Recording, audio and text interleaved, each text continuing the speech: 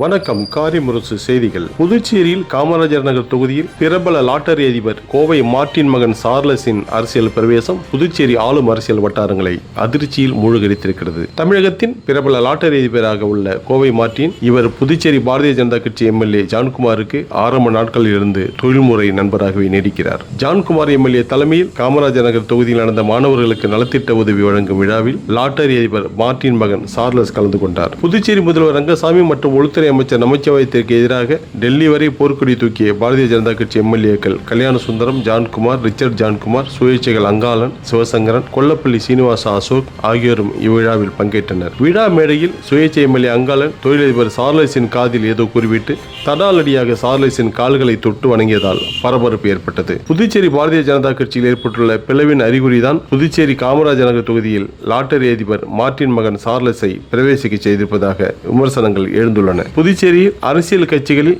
அணிகள் முளைப்பதும் பின்னர் தனி கட்சியாக முளைத்து தேர்தல் களம் காண்பதும் வழக்கமாக நீடிக்கிறது. இந்த மலிவான பவர் பாலிடிக்ஸ் கலாச்சாரம் புதுச்சேரியில் கடந்த 50 வருடங்களாகவே நீடிக்கிறது. புதுச்சேரி காமராஜ் நகரில் அரசியல் பிரவேசம் செய்துள்ள தொழிலதிபர் சார்லஸ் வரும் 2025 ஜனவரியில் புதிய கட்சி ஒன்றை தொடங்கியிருப்பதாக தகவல்கள் வெளியாகியுள்ளன. புதிய அரசியல் கட்சியில் பாரதிய ஜனதா மற்றும் சுயேட்சைகளை சார்லஸ் இணைக்கக்கூடும் எனவும் தெரிகிறது. சார்லஸை புதுச்சேரி அரசியல் களமிறக்க வசதியாக ஜான்குமார் தனது காமராஜ் நகர் தொகுதி எம்எல்ஏ பதவியை 2026 தேர்தலுக்கு முன்பாகவே ராஜினாமா செய்யக்கூடும் என காமராஜ் நகர் தொகுதி முழுவதும் பரபரப்பு நிலவுகிறது. 2016 சட்டமன்ற தேர்தலுக்கு பின் உருவான காங்கிரஸ் சட்டமன்றத்தில் ஜான்குமார் காங்கிரஸ் கட்சியின் எம்எல்ஏவாக இருந்தார். அப்போது கேசினோ சூதாட்ட அவர் ஆதரவு தெரிவித்தார். அன்றைய துணைநிலை ஆளுநர் கிரண்பேடி இறுதி வரை கேசினோ பாருக்கு அனுமதி வழங்கவில்லை. புதுச்சேரியில் தற்போதைய தேசிய ஜனநாயக கூட்டணி அரசுக்கு ஆன்லைன் லாட்டரி, போதைப்பொருள் விற்பனை, ரெஸ்டோ பார் போன்ற விவகாரங்கள் பெரும் சவாலாக நீடிக்கிறது. அவ்வப்போது பாரதிய ஜனதா மற்றும் சுயேட்சைகளும் ரங்கசாமி அரசுக்கு தலைவலியை ஏற்படுத்தி வருகின்றனர். இந்த குடைசலுக்கு முற்றுப்புள்ளி வைக்கவும்